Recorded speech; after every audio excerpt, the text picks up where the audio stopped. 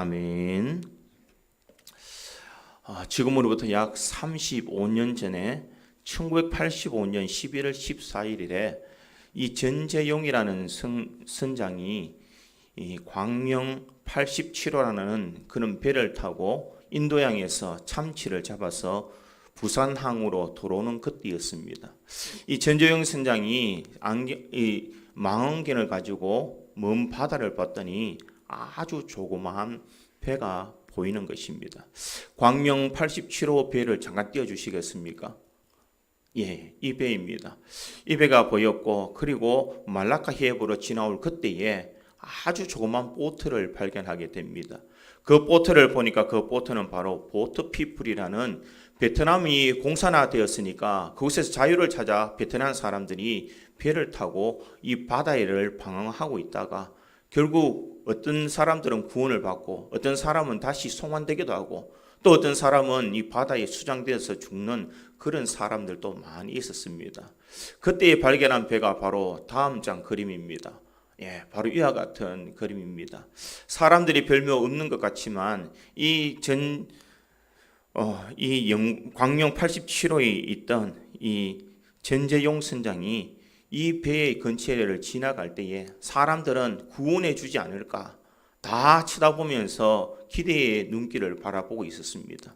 그러나 당국에 전화해 보니 그들을 포기하고 그냥 오라라는 그런 연락이 왔습니다. 그래서 이 전재용 선장이 이 배를 지나칠 때에 사람들은 그 얼굴에 절망의 눈길이 그들 속에 가득했다라는 것입니다. 도저히 그들을 그냥 둘 수가 없어서 그는 선원들을 불러서 긴급 회의를 열었습니다. 내 양심상 저들을 놔두고 도저히 못 가겠다.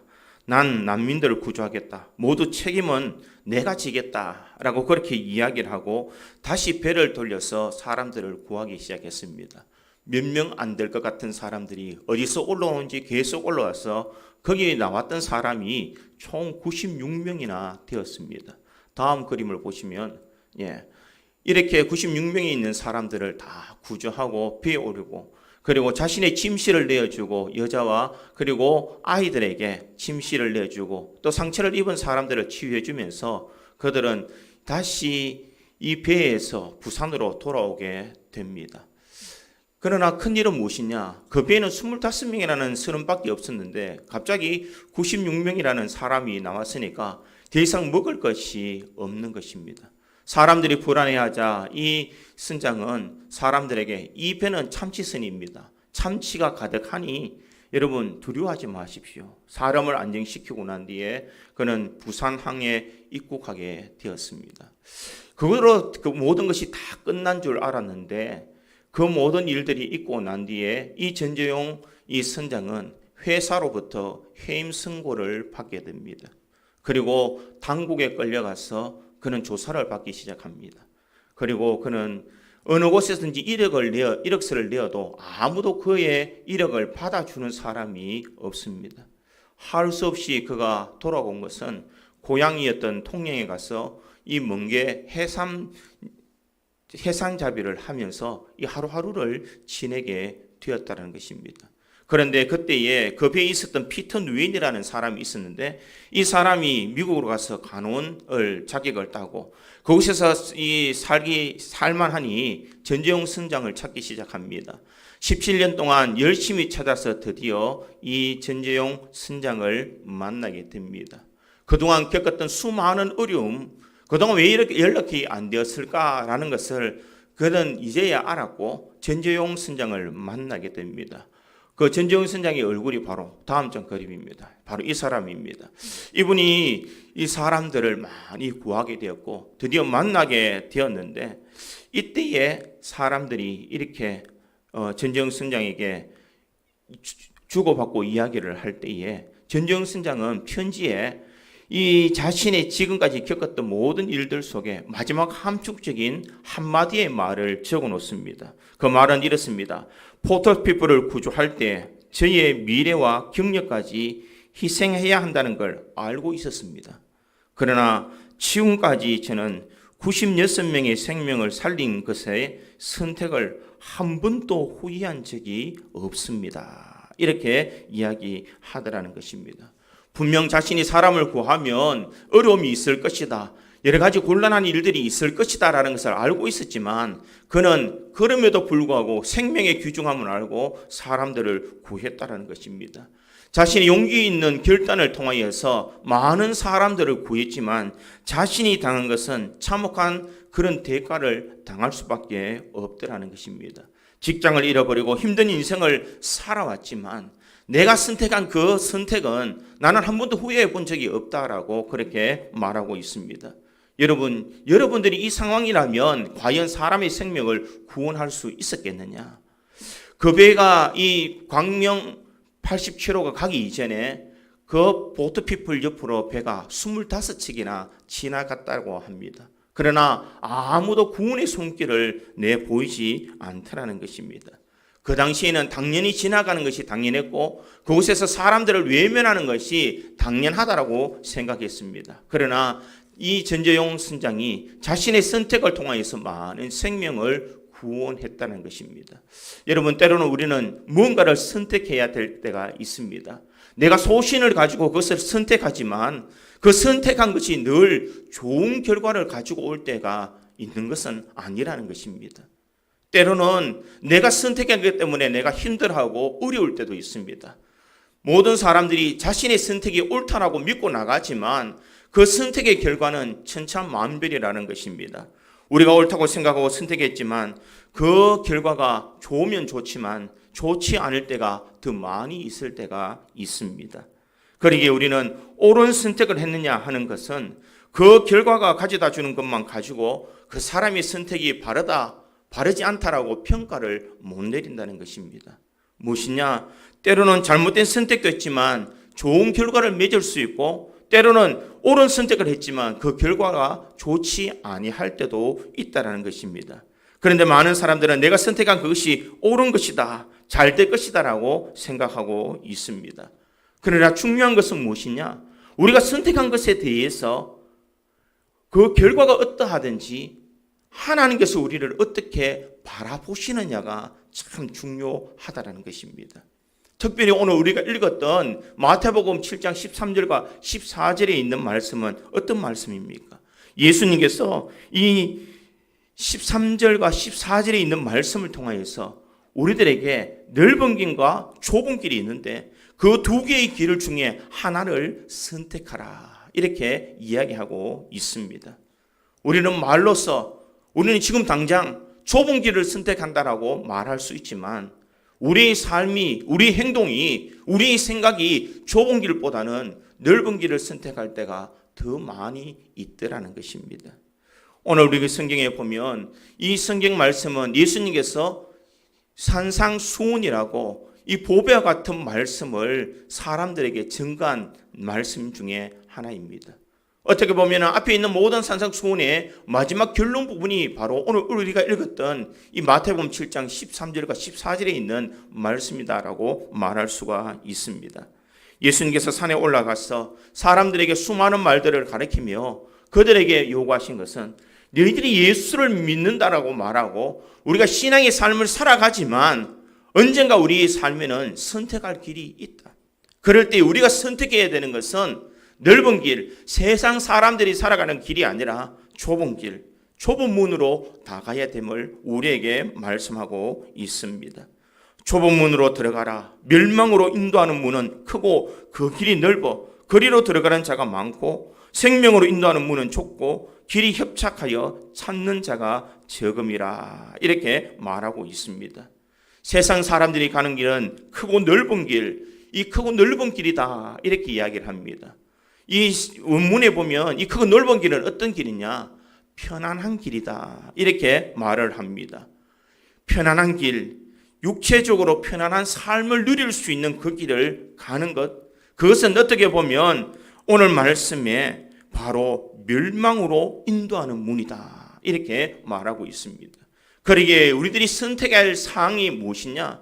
우리가 넓은 길을 선택하는 것이 아니라 주님께서 원하시는 좁은 길로 가야 됨을 우리에게 말씀하고 있습니다. 힘들더라도 고통스럽더라도 그 삶이 세상과 다른 선택의 삶을 살아야 되는 것이 우리 믿음의 성도들이 행해야 될 믿음의 행동이다라는 것을 분명히 말하고 있습니다. 사람들이 다 가는 곳, 사람들이 다 선택한 것을 선택하는 것이 아니라 우리의 삶의 선택의 기로에 있을 때에 바른 선택, 바른 믿음의 길을 달려가야 되는 것을 우리에게 말씀하고 있습니다. 그렇다면 우리가 세상을 향하여서 어떻게 바른 선택의 삶을 살아갈 수가 있겠습니까? 저는 오늘 본문의 말씀을 통하여서 우리가 바른 선택의 기로에 서 있을 때에 어떤 바른 선택의 삶을 살아갈 수 있는지를 우리가 생각해보고 이 시대에 과연 나는 무엇을 선택하고 어떤 길을 가야 되는지를 잘 생각해 봄으로써 주님께서 원하시는 믿음의 길을 달려가는 우리 구지 장로교회 모든 성도들이 되기를 주님의 이름으로 축원드립니다. 첫 번째로 이 선택의 기로에서 우리들이 생각해야 되는 것은 하나님께서 원하는 것이 무엇인지를 생각해야 된다는 것입니다. 오늘 본문에서 예수님께서는 분명하게 말씀하고 있습니다. 좁은 문으로 들어가라 라고 이렇게 시작하고 있습니다. 우리에게 명령적으로 들어가라 라고 말합니다. 이 말은 인칭, 복수, 부정, 과거, 명령형인데 이것은 단 한 번의 단회성을 이야기하고 있습니다. 너희가 선택할 때에 좁은 것을 선택하라 이렇게 말하고 있습니다. 한 번 선택이 되면 그 선택된 그 길을 통하여서 우리가 끝까지 그 믿음의 길을 지속적으로 달려가야 됨을 말하고 있습니다. 내가 하나님을 믿을 때에 우리 신앙의 고백을 통하여서 예수 그리스도를 영접하는 그 영접의 삶을 통하여서 우리는 하나님의 자녀로 살아가는 선택된 길을 선택하게 됩니다. 그러나 그 선택된 그 모든 길을 달려갈 때에는 우리는 지속적으로 믿음의 길을 잘 달려가야 된다는 것입니다. 좁은 문을 향하여 들어가라. 그 말은 좁은 문으로 가는 사람은 이 좁은 문이 열렸을 때 그 다음의 단계가 좁은 길이 있더라는 것입니다. 신앙의 성도들이 달려가야 될 길은 이 좁은 길로 가는 그 길이라는 것입니다.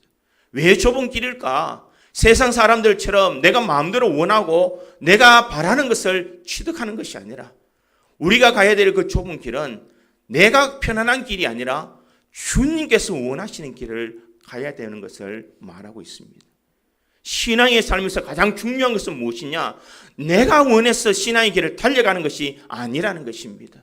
주님께서 나와 동행해 주시고 주님께서 내 삶을 인도해 주시는 그 삶을 우리가 살아야 바른 믿음의 길을 달려갈 수 있는 것을 말하고 있습니다. 많은 사람들은 이 좁은 길을 가는 것을 회피하고 있습니다. 이유가 무엇이냐? 힘들기 때문입니다. 어렵기 때문입니다.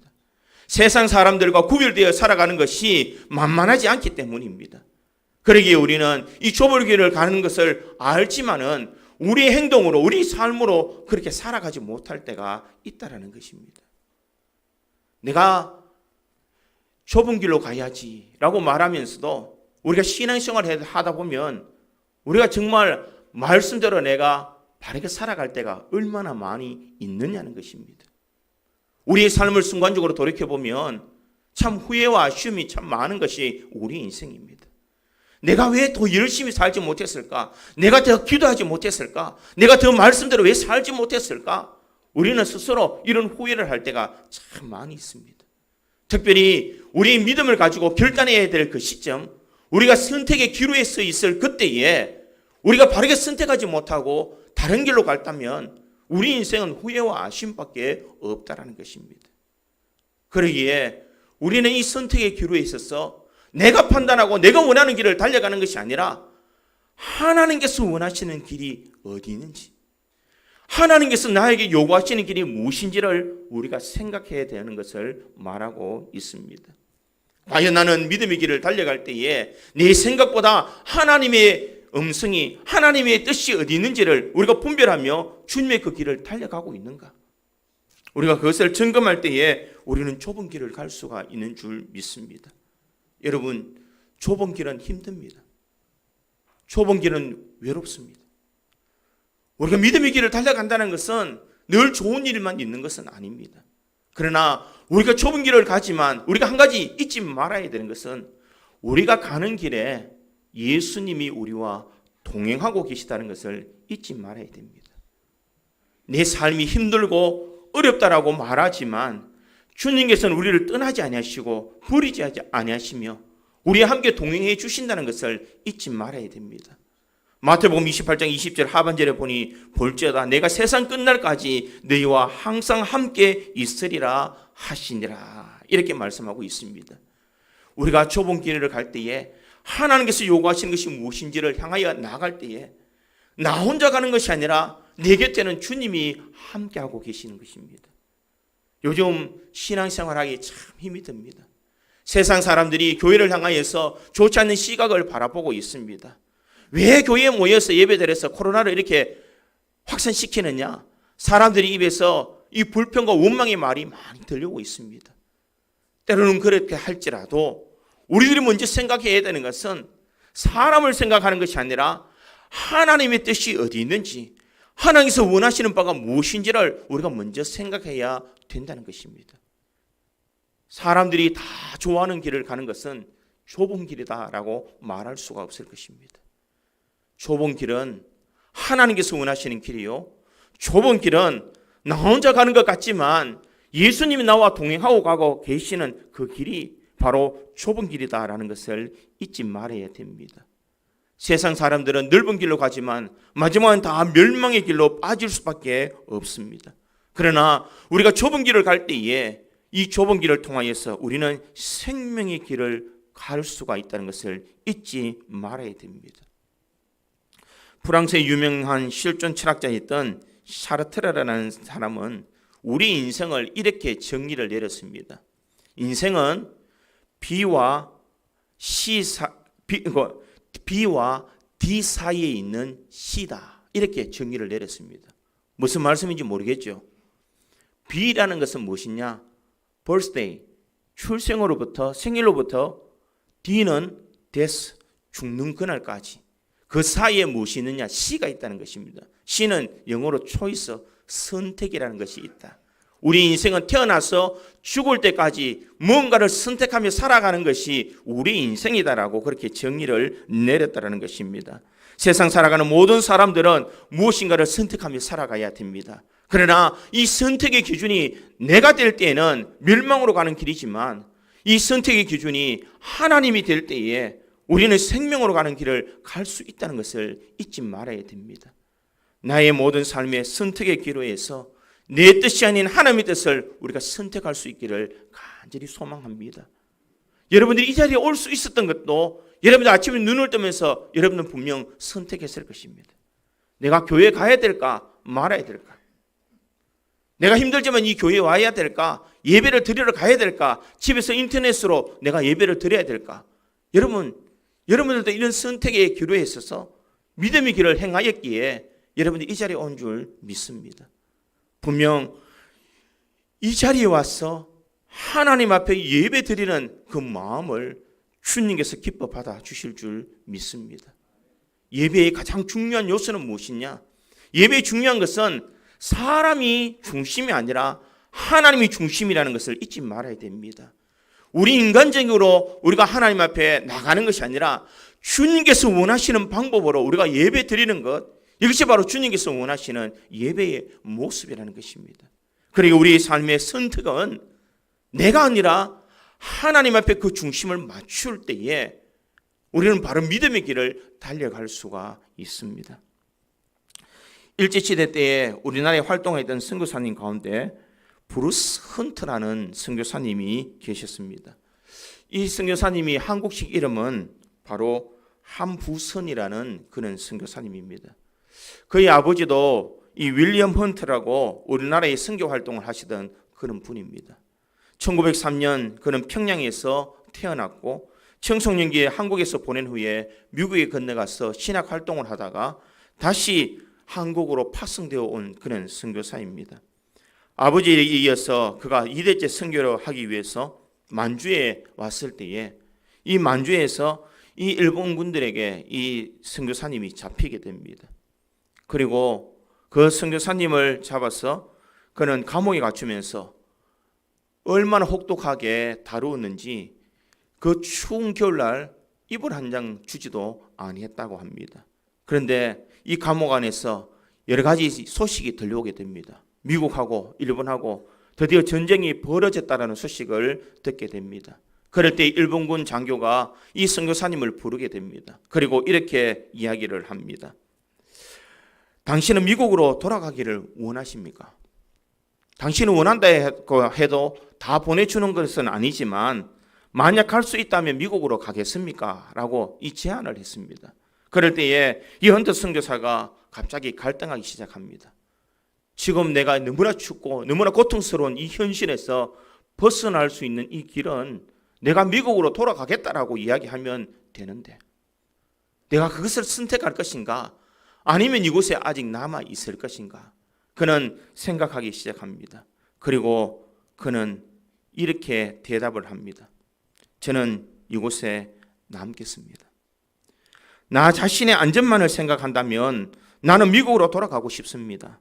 그러나 선교사로서 나는 하나님께서 이 나라에 보내신 것을 확신하며 따라서 내가 있어야 할 그곳이 여기기에 나는 미국으로 돌아갈 길을 원치 않습니다. 그가 바라보았던 것은 자신의 삶의 현실을 바라본 것이 아니라 하나님께서 나에게 보내주신 그 뜻이 어디 있는지를 그가 먼저 생각했다는 것입니다. 우리의 삶의 선택은 내가 아니라 하나님이 중심이 될 때에 우리는 바른 선택의 삶을 달려갈 수가 있는 것입니다. 나는 지금 좁은 길로 가고 있는가? 나는 넓은 길로 가고 있는가? 그 선택의 기로에 있다면 우리가 분명히 생각해야 되는 것은 지금 내가 선택하는 이 길이 하나님께서 원하시는 길인가? 그렇지 아니한가를 생각해 보아야 된다는 것입니다. 여러분, 우리는 지금 무엇을 가지고 선택의 기준점을 잡고 있습니까? 내 삶의 안위만을 가지고 내 삶의 부함을 가지고 내가 선택하는 것이 아니라 우리 믿음의 성도들이 선택해야 되는 것은 하나님께서 원하시는 것이 무엇인지를 생각하며 그 뜻에 맞게 살아가는 것이 우리 믿음에 있는 성도들이 가져야 될 신앙인의 모습이라는 것을 잊지 말아야 됩니다. 세상에는 수많은 유혹이 있습니다. 꼭 그렇게 네가 별난 척하고 그렇게 믿지 않아도 하나님은 다 알고 계실 거라고 이야기를 합니다. 여러분, 하나님은 우리의 행동을 바라보시는 하나님이 아니십니다. 하나님께서 우리를 바라보시는 것은 우리의 마음 중심을 바라보고 계시다는 것입니다. 내가 어떤 마음으로 그 일을 행했느냐, 내가 어떤 마음을 가지고 그것을 행했느냐, 주님께서는 그것을 바라보신다는 것입니다. 세상 사람들은 결과만 바라보며 그 사람을 판단하지만 주님께서는 내가 어떤 동기와 어떤 마음으로 내 어떤 삶의 중심으로 내가 그 일을 행했는가라는 것을 바라보신다는 것입니다. 그러기에 여러분, 선택의 기로에 서 있을 때에 우리가 바르게 선택할 수 있는 것은 무엇이냐? 좁은 길을 선택할 수 있는 그 길은 하나님께서 원하시는 것이 무엇인가? 하나님께서 뜻하시는 것이 무엇인가? 이것을 생각할 때에 우리는 바른 믿음의 길을 선택할 줄 믿습니다. 여러분, 세상의 매스컴에 너무 귀를 기울이지 마십시오. 세상에 들려오는 소식에 너무 귀를 기울이지 마십시오. 세상의 소식은 헛된 소식일 수 있고 세상의 소식들은 우리에게 좋지 않는 소식이라고 말할 수 있지만 우리의 중심이 하나님 앞에 바로 서 있을 때에는 우리는 올바른 선택의 삶을 살아갈 줄 믿습니다. 그러기에 오늘 또 우리들이 넓고 편안한 길, 세상 사람들이 선택하는 그 길이 아닌 좁은 길로 가기 위해서는 주님께서 원하시는 길, 주님께서 바라보시는 그 길을 행할 수 있기를 간절히 소망합니다. 한번 따라가겠습니다. 이제부터 주님께서 원하시는 길을 따라가겠다. 우리 믿음의 선택을 행할 수 있기를 간절히 소망합니다. 둘째로 우리가 선택의 기로에 서 있을 때에는 선택은 자유이지만 결과는 자신이 책임져야 된다는 사실을 잊지 말아야 됩니다. 오늘 보면 13절과 14절을 다시 보면 이랬습니다. 좁은 문으로 들어가라. 멸망으로 인도하는 문은 크고 그 길이 넓어 거리로 들어가지는 자가 많고 생명으로 인도하는 문은 좁고 길이 협착하여 찾는 자가 적음이라 이렇게 말하고 있습니다. 여기에서 보면 인생을 살아가면서 순간순간 우리가 선택의 기로에 서 있다는 것을 알 수가 있습니다. 지극히 작은 것으로부터 큰 것에 이르기까지 우리는 선택에 통해서 이 모든 것이 결정된다라고 말할 수가 있습니다. 여러분, 우리가 선택해서 그 선택을 통하여서 모든 것이 결정되는 것이 얼마나 많이 있습니까? 여러분, 결혼을 하면 그것을 한번 선택하면은 우리가 끝까지 가야 됩니다. 또 그뿐만 아니라 우리가 직업을 선택할 때도 우리가 그 직업을 선택하고 난 뒤에 그 직업에 대해서 우리는 책임을 져야 된다는 것입니다. 우리가 믿는 하나님에 대해서도 마찬가지입니다. 내가 어떤 신을 선택하느냐에 따라서 그 인생의 행복과 불행이 나눠지게 된다는 것을 잊지 말아야 됩니다. 바른 선택이 얼마나 중요한가라는 것을 말하고 있습니다.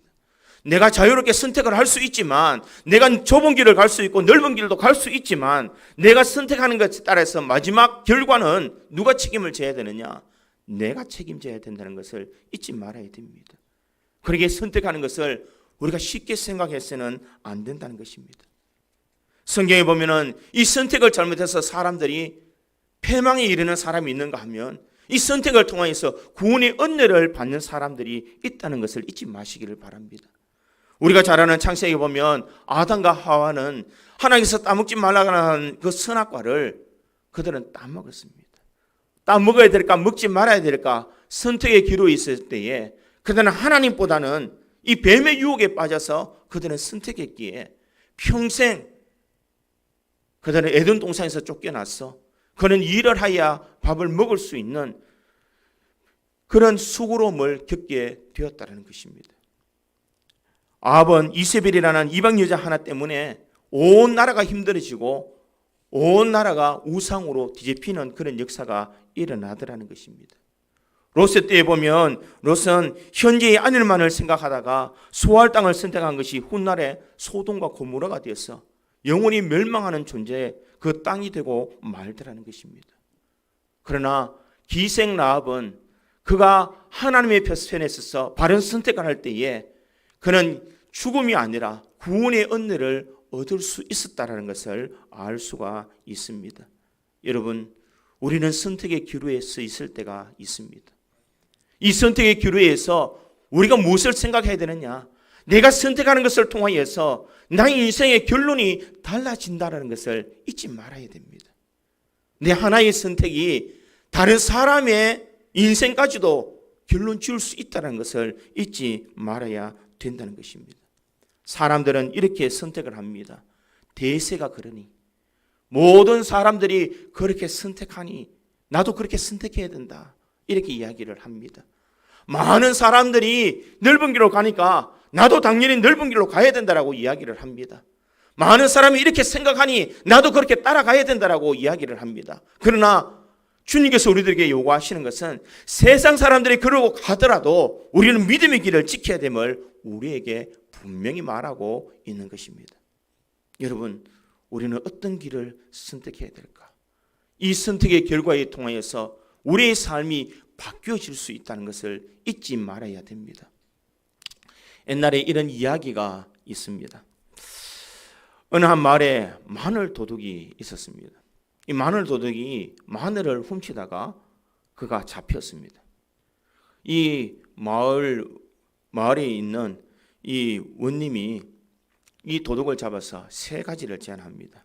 네가 마늘 도둑질을 했으니까 첫 번째는 네가 그 원대로 마늘 100개를 먹는 것, 두 번째는 곤장 50대를 맞는 것, 세 번째는 벌금으로 금 1000냥을 내는 것, 이렇게 세 가지 조건을 걸었습니다. 여러분 같았으면 어떻게 하겠습니까? 이 도둑이 가만히 생각하니까 돈 1000냥을 내라니까 너무 돈이 많습니다. 그렇다고 해서 곤장을 맞으려고 하니까 너무 아플 것 같습니다. 그래서 이렇게 이야기를 합니다. 제가 마늘 100개를 먹겠습니다. 마늘을 깎아서 처음에 한두 개는 먹을 수 있었는데 한 10개를 먹으니까 속이 막 타 들어가는 것 같습니다. 정신이 아롱해지고 눈에 충혈이 일어나고 너무나 힘이 듭니다. 그래서 바꿉니다. 원님, 죄송하지만 제가 한 번 더 번복하면 안 되겠습니까? 차라리 제가 곤장 50대를 맞겠습니다. 그래서 원님이 그러면 그렇게 해라 라고 이야기를 합니다. 그래서 두 번째 이 곤장을 때리는데 한 10대까지는 충분히 참을 수 있는데 그 다음부터 엉덩이에 피가 터지고 도저히 아파서 그는 견딜 수가 없습니다. 얼마나 맞았는지 한 20대를 맞았더니 그가 기절해버리고 말았습니다. 그가 눈을 떠보니 더 이상 곤장을 맞을 수가 없습니다.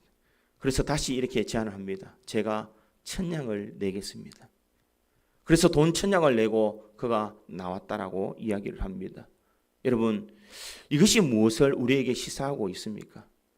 내가 처음부터 좋은 선택을 했다면 그는 고생하지 않았을 것입니다. 그가 얄팍한 생각을 가지고 선택했기에 그는 고생할 수밖에 없다라는 것입니다. 우리 인생도 마찬가지입니다. 내가 세상을 살아갈 때에 나의 장깨대로 내 생각대로 얄팍하게 선택하면 그 결과가 우리가 힘들고 어려운 모든 과정을 다 거치고 난 뒤에 다시 돌아오는 결과를 맞이할 수밖에 없다라는 것입니다. 여러분, 우리는 이 땅의 삶을 어떻게 살아야 되겠습니까? 선택은 내 자유입니다. 그러나 이 선택이 그 결과는 누가 책임져 주느냐? 내가 책임져야 된다는 것입니다. 내가 믿음의 길을 달려가는 것을 선택할 때에는 그 결과가 어떠한 삶인지 주님께서 인정해 주시는 그런 삶입니다. 그러나 내가 그 결과를 바르게 선택하지 못할 때에는 우리는 내가 책임질 수 없을 만큼 큰 화가 되어서 우리에게 달려오게 된다는 것입니다. 오늘 본문 13절과 14절 우리 다시 한번 보겠습니다. 같이 읽겠습니다. 다 같이 한 목소리 읽겠습니다. 좁은 문으로 들어가라. 멸망으로 인도하는 문은 크고 그 길이 넓어 그리로 들어가는 자가 많고 생명으로 인도하는 문은 좁고 길이 협착하여 찾는 자가 적음이라. 이렇게 말하고 있습니다. 여기 보면 멸망으로 인도하는 문은 크고 그 길이 넓어 그리로 들어가는 자가 많고 이렇게 이야기를 합니다. 사람들이 선택은 자기의 책임으로 가지만 마지막은 무엇이냐? 멸망이더라라는 것을 말하고 있습니다.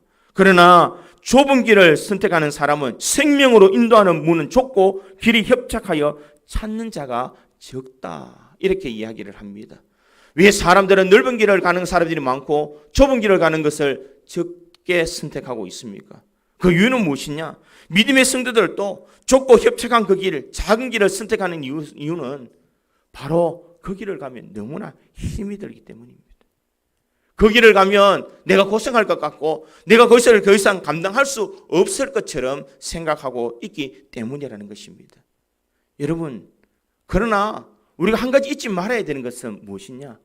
아무리 큰 문이 있더라도 그 문이 닫혀 있으면 절대로 갈 수가 없습니다.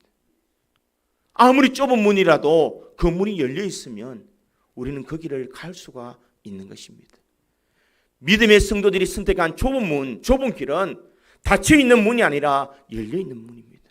그리고 우리가 신앙의 길을 달려갈 때에 그 길을 충분히 통과할 수 있는 그런 여력이 있다라는 것입니다. 좁은 길을 가는 건 너무나 힘듭니다. 좁은 길을 가는 것 때로는 어렵습니다. 우리가 상상조차 할 수 없을 만큼 괴로움이 닥칠 수도 있습니다. 그러나 우리가 잊지 말아야 되는 것은 그 길이 생명의 길이라는 것, 그 길이 열려 있다는 것을 우리가 잊지 말아야 됩니다. 주님께서 좁은 길이지만 그 길을 갈 수 있도록 우리 예수 그리스도를 보내주시고 우리 모든 죄를 사하여 주시며 우리를 통하여서 천국에 갈 수 있는 소망을 주셨다는 것입니다. 나 힘으로 내 능력으로 갈 수 없기에 하나님께서 우리에게 성령의 은혜를 통하여서 성령이 함께 그 길을 갈 수 있도록 우리를 이끌어 주셨습니다. 그러기에 믿음의 성도들은 지금 우리들이 선택하는 길이 세상 사람들처럼 보기에는 바보처럼 보이지만 그 길이 진정 생명으로 가는 길임을 잊지 말아야 될 줄 믿습니다. 여러분, 좁은 문, 좁은 길을 가는 것 쉽지는 않지만 그 길이 열려 있고 그 길을 통과할 때 우리들이 하나님의 큰 은혜를 경험할 수 있다는 것을 잊지 말아야 됩니다. 사람들이 왜 좁은 길을 가는 것이 그렇게 많지 아니할까? 사탄은 우리들에게 자꾸 포기하라고 이야기합니다. 신앙생활하는 것이 얼마나 힘이 드냐고 이야기합니다. 믿음의 길을 달려가는 것이 얼마나 괴롭느냐고 이야기합니다. 사람들의 눈치가 어떻게 보이지 않느냐라고 이야기하고 있습니다. 여러분, 그런 상황에 우리는 잘못된 선택을 통하여서 영원히 멸망할 수밖에 없는 인생이 아니라 우리는 옳은 길, 좁은 길을 선택해서 하나님의 은혜를 우리들이 경험해야 될 줄 믿습니다. 백두산에 비가 내리면 빗방울이 서쪽으로 떨어지는 빗방울은 흘러서 압록강으로 흘러간다고 합니다. 빗방울이 반대로 동쪽으로 기울어지면 두만강으로 흘러간다라고 이야기를 합니다. 같은 곳에서 시작했다라고 하지만 그 결과는 엄연한 차이가 있습니다. 우리의 인생길이 바로 그와 같다는 것입니다. 우리 인생도 갈림길에 놓여져 있습니다. 잠깐 화면을 띄워주시겠습니까? 갈림길, 우리는 이와 같은 길입니다. 이 갈림길에서 과연 우리는 좁은 길로 선택해야 될지, 넓은 길로 가야 될지, 그 선택의 권한은 나에게 있습니다. 그러나 그 책임도 또한 나에게 있다는 것을 잊지 말아야 됩니다. 서로 간의 선택을 통하여서 그 결과는 확연하게 틀리다는 것을 우리가 잊지 말아야 됩니다. 넓은 길로 가면 멸망의 길로 가지만 좁은 길로 가면은 생명의 길로 달려갈 수 있다는 것을 우리가 잊지 말고 우리가 그 길을 잘 선택해서 믿음의 길을 잘 달려갈 수 있기를 간절히 소망합니다. 선택의 기로에서 우리가 반드시 생각해야 되는 것은 하나님께서 원하시는 것이 무엇인지를 생각해야 됩니다. 이 선택의 길에서 나 혼자 가는 것이 아니라 예수님이 나와 함께 동행하고 있다는 것을 우리가 잊지 말아야 됩니다. 우리가 선택의 기로에서 우리가 생각해야 될 것은 선택은 자유이지만 그 결과에는 반드시 책임이 따른다는 것을 잊지 말아야 됩니다. 신앙생활하는 것 힘들 수 있습니다. 어려울 수 있습니다. 그러나 우리가 반드시 생각해야 되는 것은 우리의 삶은 이 땅의 삶이 끝이 아니라 영원한 천국의 삶이 있다는 것을 기억하고 우리들은 올바른 선택을 통하여서 아름다운 믿음의 길을 잘 달려갈 수 있는 우리 구지 장로교의 모든 성도들이 되기를 주님의 이름으로 축원드립니다. 다 같이 기도하겠습니다.